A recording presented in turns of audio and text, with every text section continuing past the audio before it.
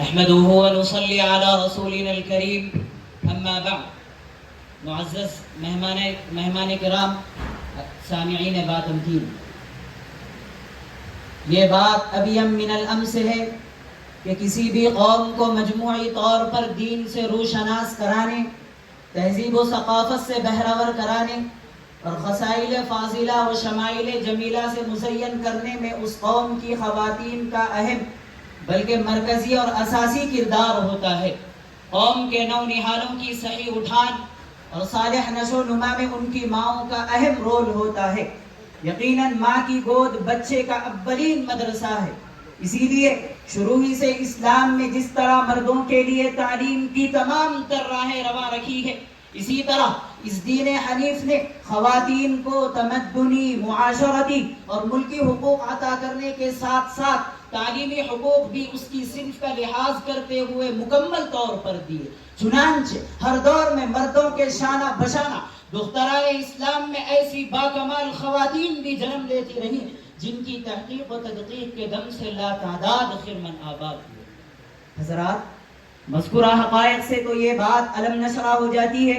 کہ اسلام جس طرح صنف لطیف میں دیگر حقوق بخشنے میں بالکل عادلانہ اور فیاضانہ حقوق کا مزاج رکھتا ہے، ویسے ہی اس کے تعلیمی حقوق کو نہ صرف تسلیم کرتا ہے بلکہ عملی سطح پر ان کے عطا کرنے کا حد سے زیادہ اہتمام کرتا ہے۔ لیکن جہاں تک بات ہے خواتین کے نظام تعلیم کی، جسے کو ایجوکیشن سے یاد کیا جاتا ہے، جو مغرب سے امپورٹ کردہ ہے، جو دراصل مغرب کی فکر گستاخ کا عکاس خاتون مشرق کو لیلہ مغرب کی طرح ہوس پیشہ نگاہوں کی لذت اندوزی کا سامان بنانے کی ہماگیر اور گھناؤنی اور اس کی چادر عصمت و عفت کو تار تار کرنے کی شیطانی چال ہے، اس کی مذہب اسلام کبھی حوصلہ افزائی نہیں کر سکتا، نیز عقل دانہ بھی اس سے پناہ مانگتی ہوئی نظر آتی ہے۔ محترم حضرات، اسلام کا نقطہ نظر اس حوالے سے بالکل بے غبار، ٹھوس اور سخت ہے۔ ایک مرد یا ایک عورت کے لیے کسی غیر محرم کے ساتھ مل کر بیٹھنا تو کجا،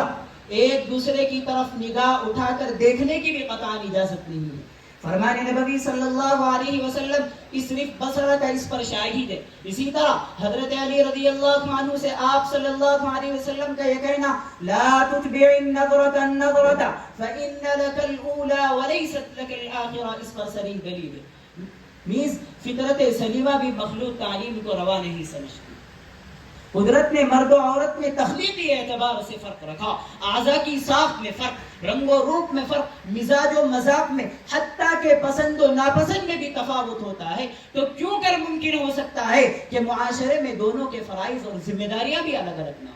اگر تعلیمی نصاب میں دونوں کے فطری اختلاف کو مد نظر نہ رکھا جائے اور تعلیم کے تمام شعبوں میں دونوں قسم کے صنفوں کو ایک ہی قسم کے مضامین پڑھا دیے جائیں، تو جہاں یہ طریقے تعلیم انسانی معاشرے پر منفی اثر ڈالے گا، وہیں عورت کے عورت پن کے رخصت ہونے کا انتہائی منحوس سبب بنے گا۔ یہ مغربی ہوسکاروں کی خود غرضی اور دنات ہے کہ انہوں نے عورتوں سے حق مادری بھی وصول کیا اور فرائض پدری کے ادا کرنے پر بھی ان بیچاریوں کو مجبور کیا۔ پھر جب انہوں نے اپنی ذمہ داری کا بوجھ عورتوں پر ڈالنے کی ٹھان لی تو ایسا نظام تعلیم وضع کیا جس میں عورت کو مرد بنانے کی پوری صلاحیت موجود ہے۔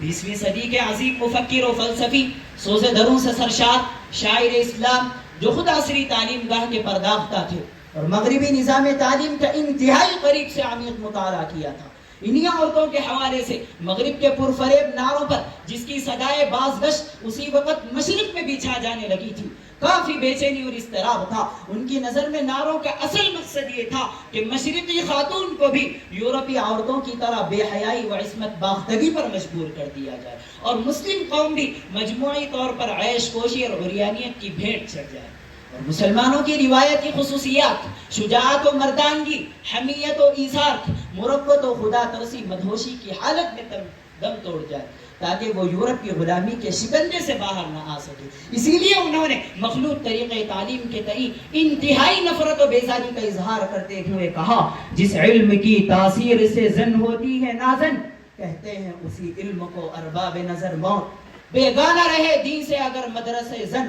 ہے عشق و محبت کے لیے علم و ہنر موت۔ مغربی تعلیمی نسواں کے حامی مشرق کے مستغربین کی روش پر اقبال اپنے کرب و بے چینی کا یوں اظہار کرتے ہیں. معاشرتی اصلاح کے نوجوان مبلغ یہ سمجھتے ہیں کہ مغربی تعلیم کے چند جرائم مسلم خواتین کے تنے مردہ میں نئی جان ڈال دیں گے اور اپنی ردائے کہنا پارا پارا کر دیں گے. شاید یہ بات درست ہو، لیکن مجھے یہ اندیشہ ہے کہ اپنے آپ کو برہنہ پا کر انہیں ایک مرتبہ پھر اپنا جسم ان نوجوان مبلغین کی نگاہوں سے چھپانا ہوگا. مسلمانوں، ایسے پرآشوب اور ہلاکت خیز ماحول میں بھی اگر بیدار نہ ہوئے اور لڑکوں کے ساتھ لڑکیوں کو بھی مثقف و روشن خیال بنانے کا مخلوق طریقہ تعلیم ہی برقرار رہا تو ہر آنے والا دن دختران اسلام کی عزت و ناموس کی پامالی کی خبریں لے کر آئے گا. مسلمانوں، ایسے حالات میں ہم سب کو کمر باندھنا ہوگا اور ایسا نظام تعلیم قائم کرنا ہوگا جو ان کی قوت فکر و ادراک کے مناسب ہو اور ان کی عفت و عصمت کی حفاظت میں ممد و معاون ہو. اللہ تعالیٰ سود و زیاں کی صحیح فہم کی توفیق بخشے. وما علینا الا البلاغ.